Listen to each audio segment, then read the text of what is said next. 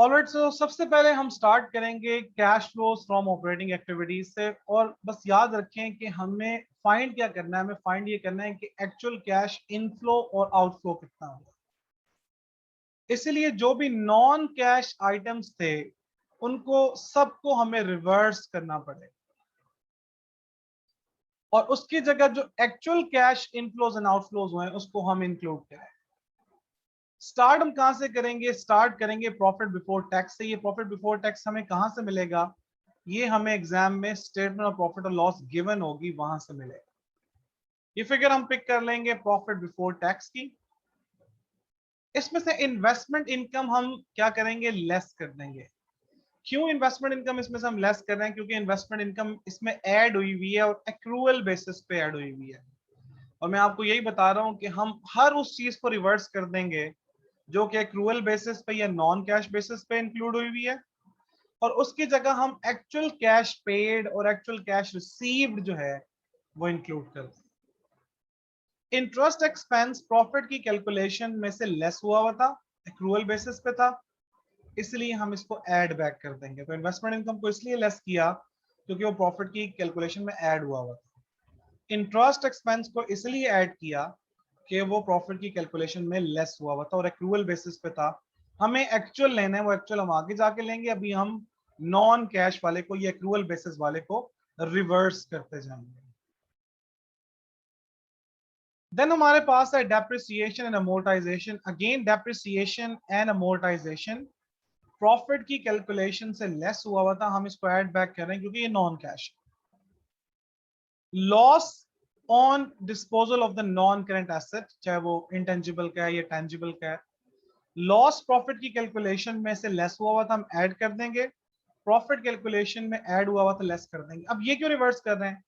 क्योंकि हमें प्रोसीड्स चाहिए कि जब आपने एसेट बेचा तो प्रोसीड्स कितनी आई, यानी कितना कैश रिसीव आपको हुआ। ये गेन और लॉस तो कैरिंग वैल्यू एंड प्रोसीड्स का डिफरेंस है। वो ठीक है, आपने स्टेटमेंट ऑफ प्रॉफिट और लॉस में इंक्लूड किया हुआ था, लेकिन स्टेटमेंट ऑफ कैश फ्लोज में वी नीड द कैश कि जब एसेट बेचा तो कितना कैश आया। तो इसका मतलब है कि ये लॉस और प्रॉफिट को हम रिवर्स कर देंगे। लॉस प्रॉफिट की कैलकुलेशन में से लेस हुआ था, ऐड कर देंगे। प्रॉफिट या गेन जिसको बोलेंगे, गेन और डिस्पोजल, ये प्रॉफिट की कैलकुलेशन में ऐड हुआ था, इसको लेस कर देंगे। इसी तरीके से ये loss profit on investment property भी हो सकता है, यानी इस 40 पे। रेंटल फ्रॉम इन्वेस्टमेंट प्रॉपर्टी, ये एक्रूअल बेसिस पे हमने इंक्लूड किया हुआ था, इसलिए इसको लेस कर देंगे और आगे जाके जो एक्चुअल कैश हमें रेंटल की टर्म्स में रिसीव हुआ है वो ऐड कर लेंगे। अमोर्टाइजेशन ऑफ गवर्नमेंट ग्रांट, अगर आपको IAS 20 याद हो तो बेसिकली हम क्या करते थे कि जो ग्रांट हमें रिसीव होती थी उसको हम डिफर्ड इनकम रिकॉर्ड करते थे। याद में आपको कराया, तो हम बेसिकली करते क्या थे कि हम डेबिट कर लेते थे कैश को, क्रेडिट कर देते थे डिफर्ड इनकम को,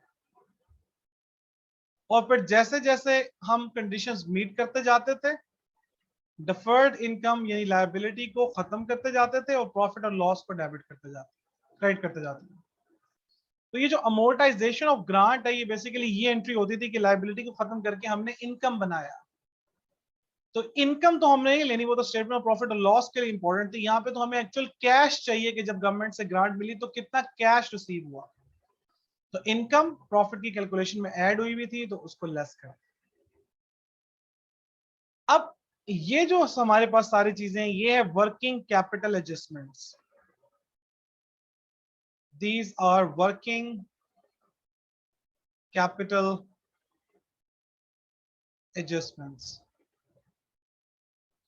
वर्किंग कैपिटल एडजस्टमेंट्स क्या है कि डिक्रीज इन इन्वेंट्री। इन्वेंट्री अगर डिक्रीज हो रही है तो इनफ्लो। कैसे इनफ्लो? मिसाल के तौर पे आपके पास इन्वेंट्री थी 100 की साल के स्टार्ट में या पिछले साल, अब आपके पास इन्वेंट्री 50 की रह गई। तो 100 से 50 का क्या मतलब है कि 50 की इन्वेंट्री आपने सेल कर दी। तो डिक्रीज इन इन्वेंट्री हमेशा इनफ्लो के तौर पर रिकॉर्ड होता है। अगर ये वाइस वर्सा हो, पहले आपके पास 50 की इन्वेंट्री थी, अब 100 की, इसका मतलब 50 की आपने मजीद खरीद दी, तो इंक्रीज इन इन्वेंट्री हमेशा आउटफ्लो के तौर पर रिकॉर्ड होता है। सेम लॉजिक आपके पास है रिसीवेबल्स की। पहले अगर आपके पास 100 के रिसीवेबल्स है 50 के, इसका मतलब 50 के रिसीवेबल रिकवर हो गए, तो डिक्रीज इन रिसीवेबल इनफ्लो होता है आपका। वाइस वर्सा करेंगे, पहले आपके 50 के रिसीवेबल थे, अब 100 के रिसीवेबल है, इसका मतलब 50 की मजीद आपने क्रेडिट सेल किया तो आपका आउटफ्लो हुआ है, तो आपके पास जो इंक्रीज इन रिसीवेबल है वो आउटफ्लो के तौर पर रिकॉर्ड होता है। हाँ, पेबल्स का ऑपोजिट होता है, पेबल्स का कंप्लीटली ऑपोजिट है। पहले अगर आपने 100 के पेबल देने थे 50 के देने हैं, तो इसका मतलब है कि डिक्रीज इन पेबल का मतलब क्या है आपके पास, डिक्रीज इन पेबल का मतलब है आउटफ्लो। पहले 100 देने थे 50 देने, तो इसका मतलब 50 आपने दे दिए, तो डिक्रीज इन पेबल आउटफ्लो। लेकिन अगर वाइस वर्सा हो कि पहले आपने 50 का पेबल था अब 100 का है, तो इसका मतलब है कि पेबल ने आपको मजीद इन्वेंट्री प्रोवाइड कर दिया, तो इंक्रीज इन पेबल आपका इनफ्लो होता है। इसी तरीके से ये प्रोविजंस में भी सेम लॉजिक आपके पास अप्लाई होती है। सो ये वर्किंग कैपिटल एडजस्टमेंट्स हैं। 2 सालों की हमें statement of financial position given होगी एग्जाम के अंदर, हमने इंक्रीज और डिक्रीज देखना है इन्वेंट्री में। ये आपके पास आ जाएगा कैश जनरेटेड फ्रॉम ऑपरेशंस। अभी तक हमने सिर्फ यही किया कि जो भी चीजें एक्रूअल बेसिस पर रिकॉर्ड हुई हुई थी उनको रिवर्स कर दिया, जो भी नॉन कैश चीजें थी उनको रिवर्स कर दिया, वर्किंग कैपिटल एडजस्टमेंट्स कर ली, कैश जनरेटेड फ्रॉम ऑपरेशंस हमारे पास आ गया। अब एक्चुअल इंटरेस्ट पेड, ऊपर हमने इंटरेस्ट एक्सपेंस को रिवर्स किया था ना, अब एक्चुअल इंटरेस्ट पेड जो है वो आप लेस कर देंगे। ये हम कैसे कैलकुलेट करेंगे, वर्किंग से कैलकुलेट। एक्चुअल टैक्स पेड आप यहां से लेस कर देंगे, तो ये आपके पास आ जाएगा net cash from operating activities. So exam point of view से ये याद रखें कि एग्जाम के अंदर आपको full statement of cash flows भी आ सकती है, जो कि कई दफा आ चुकी है। एग्जामिनर आपसे एक्सट्रैक्ट भी निकलवा सकता है। जैसे हम सेक्शन सी की अगर आप बात करें तो एग्जामिनर के पास 2 ऑप्शंस हैं, 2 क्वेश्चंस के ऑप्शंस हैं। 20 मार्क्स के 2 क्वेश्चन उसने पूछने हैं और टॉपिक उसके पास 4 है।